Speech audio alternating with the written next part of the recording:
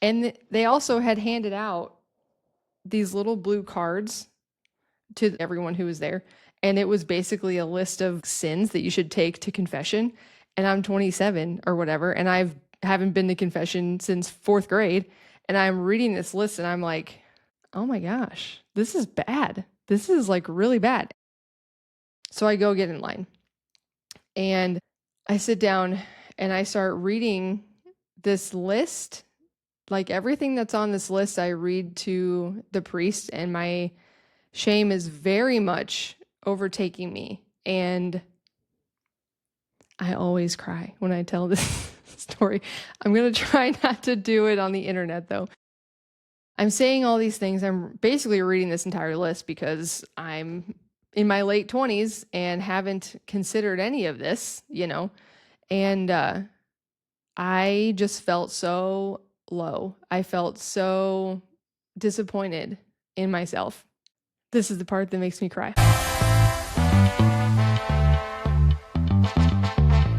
Hey, welcome back to Hopefully Ever After. I'm hoping to get a quick episode in today because it's been a long time and we're kind of between summer trips right now and baseball and all the summer things you have to do with kids. And I just haven't had the time that I hoped I would to get back here. So today I'm just going to tell my story, how I ended up with all this hope that you've been hearing over the past few episodes. I love listening to how other people came to know God and how he reached into their lives and revealed himself to them. I've told my story a lot of times because I've been a volunteer. I stress volunteer. I've been a volunteer youth minister for like 14 years. So we talk about this stuff all the time. And I love to hear other people's stories. And I just know that God will always use a story of how he reached someone for the benefit of someone else also finding him. So however this helps anybody out there, I'm all for it. Because the really great thing is that God reaches people exactly where they're at. Like where you are right now, if you honestly sought him out, he would find you there. You don't have to go to any certain place at any certain time. It can just be when you need him, where you need him, he will be there. He will come to you. I'll tell you where I was. I was not always a volunteer youth minister, I'll tell you that. Back in high school, I was in a very good youth group with a great group of people for a few years. And I did have an experience where I was able to really feel like I met Jesus for the first time. And it was very powerful, and it did change my life, although I, kind of drifted and fell away like a lot of young people do. I was raised Catholic, but I didn't really know why I was Catholic. I didn't know anything about being Catholic. I didn't know what the church taught. I didn't know why they taught anything.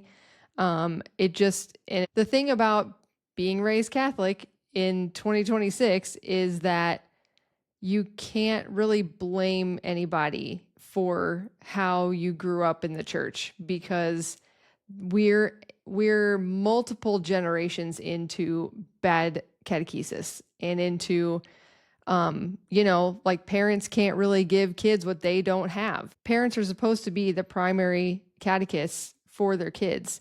But if you were never taught anything, how are you supposed to teach your kids? How are you supposed to raise them in a faith where no one even ever told you why you're there or why we believe what we believe or, why it's important, why it's good, why it's not a burden, So that's kind of where we're at. And that's what I grew up in. People say Catholic guilt is a bad thing. I think it's a great thing because my grandma, my grandma was a huge reason that I kept going to church a lot of the time, like in college or shortly after that, because I knew whenever I saw her, she was going to be like, I didn't see you in church this week, or I haven't seen you for a while, where have you been? And it was just that little bit of guilt was just like, I better go to church, I better try to get there. And I think that's a great thing. So people badmouth Catholic guilt, and I think it's great. I use it all the time. So anyway, I had fallen away pretty much. I still knew God. I knew that I believed in him, knew that I thought that he was real.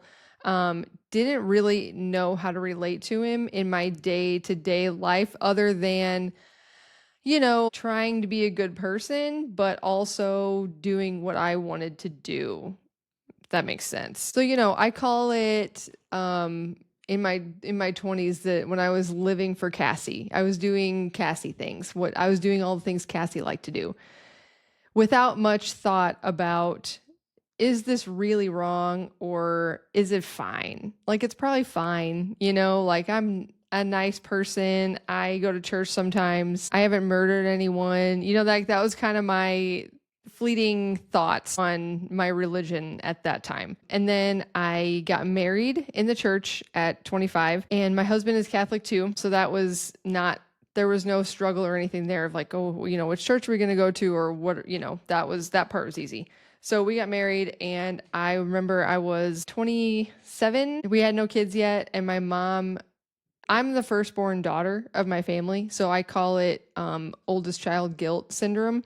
I have that. And my mom, we were talking one day, and she was like, you should really be doing something at church.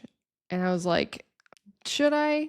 Should I? Because I'm really having a good time just doing what I want to do and watching HGTV every day and, just living for Cassie. So she's like, you should really be doing something at church. And I was like, well, what did you have in mind? And she said, I think you'd be really good with the youth. And I was like, that does sound like something that I might like, or at least be able to tolerate, in my selfishness. And I also remember how we talked about I have an art education degree. Okay, that's K through 12. So I did student teaching at all the different grade levels, and I loved my time student teaching in high school. I thought that was great. I loved that age group. So when she suggested that, my mind went there, and I was like, okay, that might be something I can tolerate. So she hooked me up with the mom at church who was like running the group. It was the old CYO model. If you're Catholic, you probably remember that, the Catholic Youth Organization model. It was more like you have a meeting maybe once a month or however often you do it, and you do service projects and go on maybe one trip a year or something like that. And you just get together, and it's more like a business meeting. Like there's an agenda and you have officers and all that type of stuff. So that's the old model that the Catholic Church used. I want to say it started like in the 60s, but I'm not sure about that. And it went all the way through up until the 2000s. It might still be going on now. I don't know. But that was what I grew up with in high school. We had CYO. And I had fun, but there was nothing about CYO that I did in my parish. We're a small parish. There's nothing that we did that really changed me or changed my relationship with God. That's where the group was at. In my selfishness, I was like, okay, I'll help, but you guys meet once a month, right? And she was like, yeah. And I was like, perfect. I can do that. I can meet once a month for an hour or two and, like get my mom off my back and, do my service for the Lord or whatever. And I started going, and it was fun enough, again, in my selfishness, this is where I'm coming from. Then they talked me into going on this weekend trip. And I was like, And it was in this town that was not very far away from us, maybe like 30 minutes at the most. But I had to spend the whole weekend at this conference center with these teens. And I was like, a whole weekend? Like the whole weekend I have to be there? And, because how am I going to watch HGTV if I'm there the whole weekend? So I go because, again, first child guilt syndrome is a real thing. So I go, and on the first night, they're offering confession with probably 4 or 5 priests. And I'm thinking, nope, not doing that. Haven't been to confession since 4th grade, maybe. It has been a long time. And I'm like, no, I won't be participating in that. And I kid you not, every single teenager who was there got out of their seat and went and got in line for confession. Everyone. And they also had handed out these little blue cards to everyone who was there. And it was basically a list of sins that you should take to confession. And I'm 27 or whatever. And I've haven't been to confession since 4th grade. And I'm reading this list and I'm like, oh my gosh, this is bad. This is like really bad. And I'm starting to feel shame. I'm starting to feel like I'm starting to allow myself to feel the farness. That's not a word. The distance. I'm starting to allow myself to feel the distance that I knew was there between God and I. Because even if you can ignore it for the most part and live in your selfishness and, do your own thing, you still know. Like, you still know the distance is there, the farness, if you will. Okay, so I'm reading this list. I'm starting to feel shame. I'm starting to allow myself to recognize this distance and thinking back to my high school self who had met Jesus before and thinking, I do want that again. I do want to be close to God again. But maybe I didn't know how exactly, or I hadn't really taken the time to consider it, in my selfishness. Okay, again, first child guilt syndrome. These things they're real and they're helpful. We need to lean into these sources of guilt and shame, instead of saying, you can never shame me about anything, I just want to follow my heart. More on that later. So I'm starting to allow these things in. I didn't know it at this time, but I'm starting to allow the Holy Spirit to convict me of my sin, of my distance from Him, and allow Him to propel me to get out of this chair that I'm in and go get in line for confession. Because every single teenager was there. And I was very aware of the fact that I'm an adult at this conference and I should not be a baby about this. So I go get in line and I sit down and I start reading this list. Like, everything that's on this list, I read to the priest, and my shame is very much overtaking me. And I always cry when I tell this story. I'm going to try not to do it on the internet, though. I'm starting to, again, allow the Holy Spirit to let me feel the shame and this conviction as I say these things out loud to another person, which, as a side note, there are probably people who are not Catholic listening to this who truly do not understand like why we require confession as a sacrament and why we require people to go to it at least once a year. And they think that whatever they think about it, everybody has reasons they don't believe in it. But let me tell you, when you have to go say these things out loud to another person, first of all, it takes the power away from those sins. It takes the power that Satan has over you in the sin that you've committed, and he wants you to feel alone in it. He wants you to feel like no one has ever done that except for you. And even though he tempted you to it, he wants you to be ashamed of it. He wants you to feel like if people knew that about you, then they wouldn't love you anymore, or they wouldn't see you the same way, or you wouldn't be worth as much to them. He just wants you to feel isolated. And when you say it to another person, it removes that little barrier. And then also, it's pretty convicting not to want to return to confession with the same sin. If it's like a bad one, you're like, I don't want to do that again because I don't want to take it to confession again. Again, Catholic guilt, not a bad thing. It gets a bad rap, but it shouldn't. So anyway, I'm saying all these things. I'm basically reading this entire list because I'm in my late 20s and haven't considered any of this, and I just felt so low. I felt so disappointed in myself. This is the part that makes me cry. So my head is down from reading this list. And when I'm done, I look up and I don't know the priest I was with, never have known his name. Never saw him before that. I've never seen him again.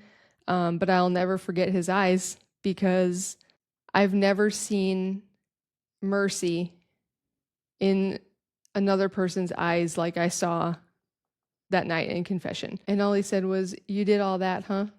And I was like, "Yeah." And I don't even know what he said after that. He probably gave me some good advice, gave me a penance. I don't remember what it was. But all I remember is the look of mercy in his eyes. So, in the absolution, obviously, because at the end of the sacrament of reconciliation, the priest prays a prayer over you and says again out loud, because we are human beings who communicate with speaking and hearing. He said they say out loud that the church absolves you of all your sin.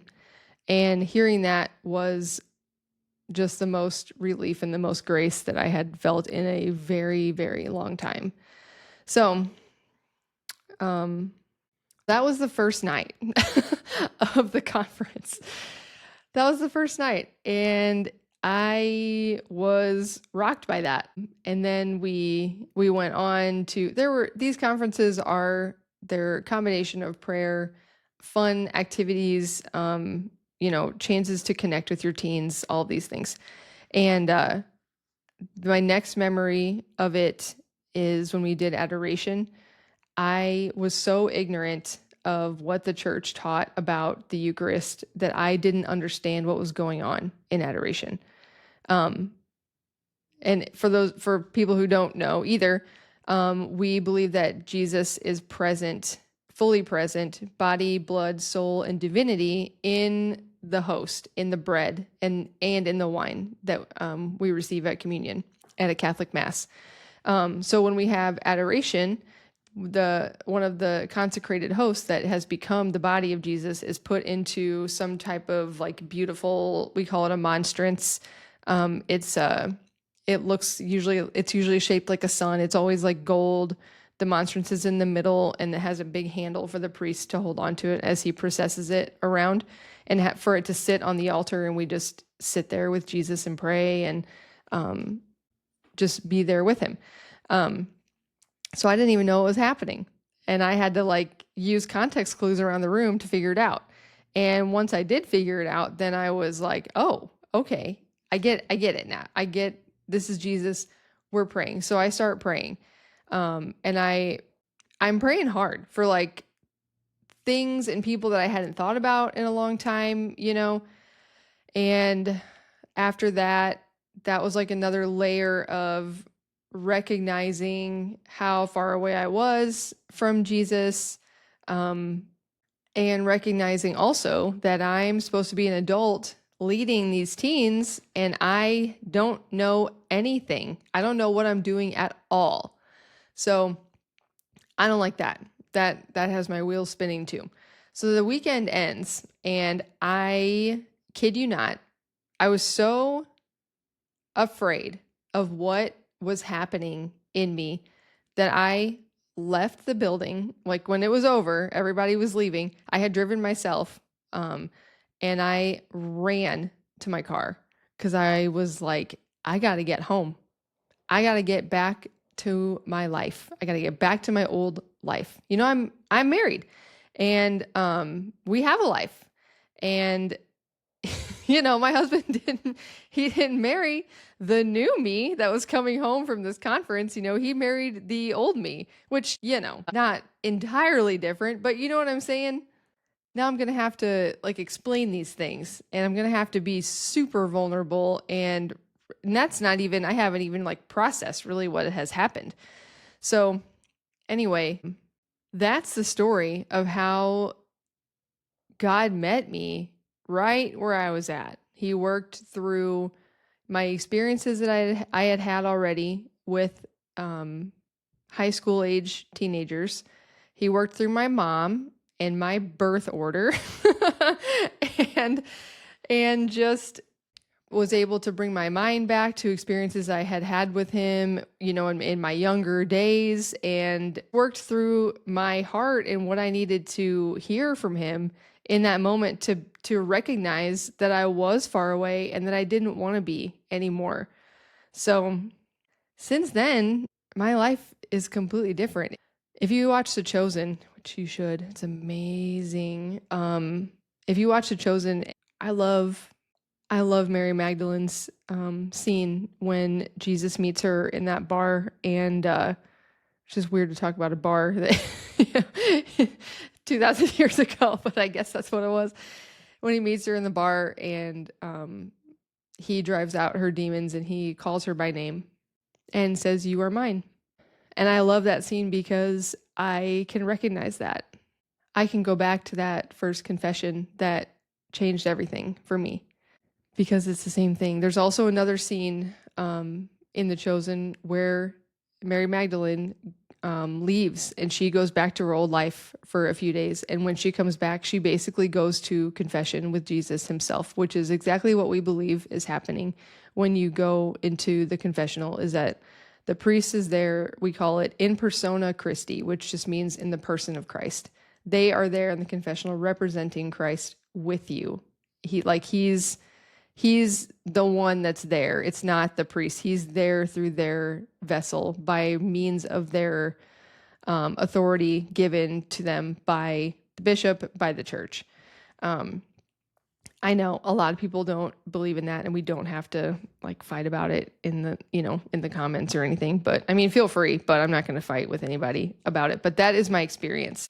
And it has changed my entire life. She says that she was one way, and then after meeting him, she was something completely different. And I can testify to that. My life looks way different than it would have if I had never agreed to go to that weekend retreat. And if I had never lifted my butt off the chair I was sitting in the confession line, I wouldn't have been a youth minister for the last 14 years. We wouldn't have the youth ministry that we have at our church right now. I was one of the people that built that, and God has reached a lot of teenagers and their families through that ministry. I can't say that everybody's life has been changed, but we've seen several lives changed dramatically. Just being able to look back on that one decision to stand up and go get in the confession line and bringing that all the way forward to people who I know are going to raise their own families differently because they met Jesus at one of our events, Not trying to take credit for any of that, but I'm just saying you don't know what God can do through you. You don't know what he can do with something so small. Even though the Bible says it, Jesus says all he needs is a mustard seed, and you don't even know what that mustard seed is or where it's going to be planted or how you're going to take care of it. You don't need to know any of that. If you say yes and ask him to put you where he wants you, he will, and he'll help you get where he wants it to go. If you just give him that little mustard seed, that little crack into your heart where he can get in there and work with it, you will be so shocked at what can happen. You're not going to know how it's going to go beforehand. You're not going to know where it's going to go. But that's okay. And I can tell you the friends I have now, the way I'm able to raise my kids now, the relationship I have with my husband now, and my other people in my life, just so completely different than they would have been otherwise. Vastly better, vastly richer. My life is so much richer because of God. So now you know the reason for my hope. Okay, the hope that I have in the midst of all the other things I think about. What are they going to do to us next? What are they planning to do with all these data centers? Are we going to have another COVID situation where I am feeling every day like I'm trying to protect my family from something? It's hard, okay? And I will not pretend like I felt hopeful every day. or that I feel hopeful every day. But deep down, there is a constant hope that all of this will pass away and that everything we deal with now will eventually mean nothing. And 1 Peter 3:15, he says, always be prepared to make a defense to anyone who calls you to account for the hope that is in you, yet do it with gentleness and reverence. And I'll just say that believing in God, studying the logical reasons why we can believe that he's real. You can check out St. Thomas Aquinas's, I think it's called the 5 Proofs. I think those logical arguments are pretty convincing. Not to mention, I don't know how people can look at nature, the order that's in nature, the human body. I mean, one system of the human body. I remember taking one of my kids to an ENT office. And you know how they have those like big diagrams up on the walls, like on posters? Looking at the diagram of the inner ear of a human being, I'm like, how could people not believe that that's designed? You know, like how could people not believe in God? And I know that's like not enough of an argument for a lot of people, but it is for me because that's not an accident. And that's only one little system of the human body. But anyway, I digress on that. Believing in this order, like believing it's logical, okay? Because that's where I like to live. I like to be logical about things. Believing that Jesus came here and lived and died as a human on earth and then ascended back to heaven, and all of the evidence that there is for that, like all the historical evidence they've found, and the fact that he has more written about him than anyone else in the history of the world that we also believe in. You know, like nobody questions whether Alexander the Great was real or whether he really walked around the earth or not. And Jesus has way more evidence out there for his existence. So things like that. Those are the little things that help me. But believing in those things has helped me realize the vastness of the universe and the vastness of history and the depth of humanity. And it shapes what I pay attention to and what I give my energy to. And it allows me to have a worldview that is full of hope and healing, which I think is lacking in these times. People are so nihilistic. The thought of someone having no hope in their life and not feeling like there's any way out of it except for death just breaks my heart. Like I can't, especially kids. I mean, I can't think about it too much because the statistics alone are overwhelming. But anyway, my ultimate hope is in Jesus at the end of time. Okay, like my soul is going to live on. It's going to go somewhere. Your soul is going somewhere. You're not, yes, we will die. These bodies will die, but you will live forever somewhere. And we want to make sure it's in heaven. I mean, think of eternity. Think of how long that is. I mean, think of living for 1 billion years. You know, think of living for 100 billion years. It doesn't even touch eternity. This life here is so fleeting. It feels long, and yes, it feels exhausting sometimes. And honestly, just thinking of like how many more times I have to get up and go to work or, you know, make doctor's appointments or whatever other exhausting thing feels like it's on my plate, you know, that feels like life is a long time, but it's not even the blink of an eye in terms of eternity. So what we do here and where we aim to go at the end is very, very, very important. It's the most important thing. So my hope is not only there because that's kind of where I live. Like I'm always thinking about eternity. I tell my teens, I think about my own death every day. I don't know if you've guessed that from listening to this at all, but you know, I guess not everybody's like that. I don't know. But my hope on earth here is in the truth. And it's really in like the existence of truth. And the fact that truth does exist comforts me like a lot. Like I love the fact that truth exists and that we don't just live in a disordered, chaotic existence. Even though with kids it just feels like that sometimes. That's just how it is. But like if there is truth, if there are things that are true, then that means that there is good, and all goodness comes from God. So, in essence, to me, the existence of truth proves the existence of God, and that is very comforting. And also, if you can recognize good, then that helps you also recognize evil, which is very handy. And the really awesome thing is that you can connect with God, and then like he will use you to propagate and generate his goodness into the world. I was at this conference for youth ministers this past weekend, and Father Dave Pavanka was there, and he was giving a homily at Mass, and he said that Jesus said, "You are the light of the world." He didn't say you could be the light of the world or you should be the light of the world. He said, "You are the light of the world. However you are, that's what your light is." And I've talked about this before. You are the image of God. Okay, it's called Imago Dei in Latin, because that's how we roll as Catholics.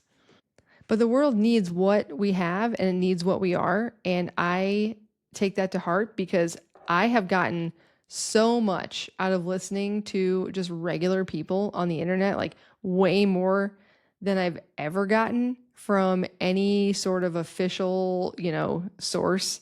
I think we think of the news as like a real source of information, and it isn't.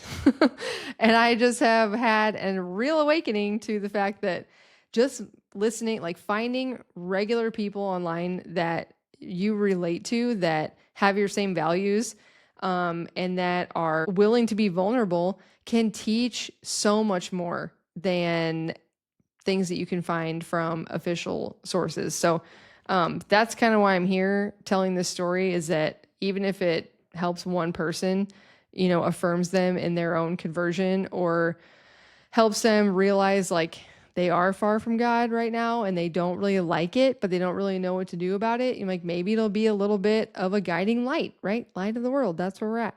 And he had a point during his homily that I loved. The theme for this year is with every breath. It's like the breath of the Holy Spirit. And Father Dave said, from God, we receive our identity. We don't figure out our identity. God has breathed his life into us, and we need to receive our reality from him. We need to receive our identity as sons and daughters from him and not try to just, go find ourselves or reimagine ourselves in some way. We need to see who he says we are. And I believe that. I have experienced that. And who he says I am is so much more, so much better than what I would have said that I am, especially back then. Because the world will always try to tell you that you're not good enough. They'll always try to tell you that you're not enough, that you don't measure up, because they need to sell you things. They need to sell you a lot of things. They need to sell you lip filler, and they need to sell you, like whatever people do with their eyebrows now. I don't know. They need to sell you all kinds of things that are going to make you feel better about yourself. So they have to tell you that you're not good enough. It's their job. And also, don't forget that Satan always wants you to feel far from God, and he always wants you to feel like you're not going to be good enough. And he always wants you to feel like you're the only one who's not really good enough. And he wants you to feel like everyone else around you is good enough and you just aren't. And there isn't really any hope for you. So you should just keep drinking, or you should just keep smoking pot, or you should just keep sinning in this way, or stay in this toxic relationship, or stay at this in this dead end spot where you're not using your gifts and your talents that God has given you for his glory. Satan wants you to sit around doing nothing. He wants you to waste your life and waste your talents and never be driven to find out who you really are and to use the glory of the soul that God has given you. That is what he wants. And any way that he can trick you into thinking that you don't really have a purpose, you don't really have a mission, he's going to do it.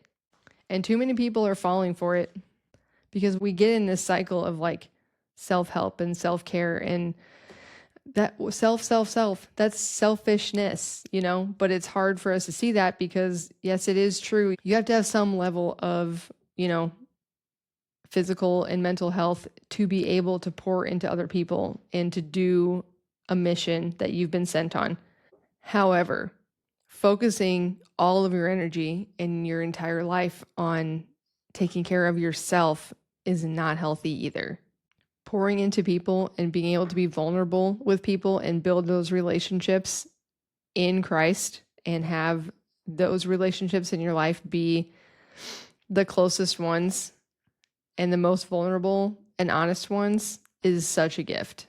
And you can't do that if you are constantly focusing on yourself. And that's just the truth. Because I think actually the longer we spend focusing on ourselves and looking for ourselves, the further away we get from it. Because how are you going to know how much you can love other people if you're only willing to sacrifice for yourself? So anyway, enough of that. That's my story. Maybe you hear this and you relate to your own story. Maybe you hear this and you think, that's really nice for her. Good for her. Or maybe you hear this and you react negatively for some reason. We all have our journeys. We all have our individual spots that we're in at the moment. But I can promise you, if you seek God out with an ounce of genuine humility, the Holy Spirit will reveal him to you. However it makes sense to you, wherever you're at in life, whatever he needs to do to speak to your heart, he will do. Because he's always waiting for us. Like I tell our teens, if you're here with God and you're moving this way, God is not moving away from you. He's staying. We are the ones who are moving. And this one sister, what was her name? Can't remember. She used to have a podcast. And maybe, I don't remember. Sorry, sister, wherever you are out there. I heard her on her podcast one day and she said that no one drifts into heaven. Like we're constantly either moving toward God or we're moving away from God. Like there's no stagnant spot that we can be in our relationship with him. He's not moving. He's always there. We are the ones who are getting distracted and moving away and finding other things to think about and do and, justifying our own sin and all those other things. But he never leaves you. He will never abandon you. I know there's always the question of evil in the world. There are very good answers to that question that are out there that come from the Catholic Church. The Catechism is a great place to start. If you're hearing this and you're like, but what about the bad things that happen to people, Cassie? I understand that. There are great answers to that question out there. And I think everybody has the internet, right? I feel like a lot of people still aren't looking for the answers that they want or that they say they want, especially from Christians or, Catholics in particular. They kind of just want to like have a gotcha question for someone who is trying to, profess their faith. And they're the same questions over and over. And I'm like, guys, it's out there. If you really wanted to know, you could look it up. So by all means, if you have a question like that, look it up. But anyway, again, this is the reason for my hope. I wanted to tell that story. I like to know where people are coming from when I am listening to them. I like to know people's stories. So I'm kind of an open book. I will share my story whenever, wherever. But my faith is not only my hope in life and in the afterlife, but also it grounds me. It helps me remember that we live in an ordered world that makes sense amidst what we think is chaos. And I know that all of this chaos that we are living through right now will eventually pass away. and that I don't need to rely on the results of human efforts to make this world better. Because clearly, that hasn't been a thing for a while.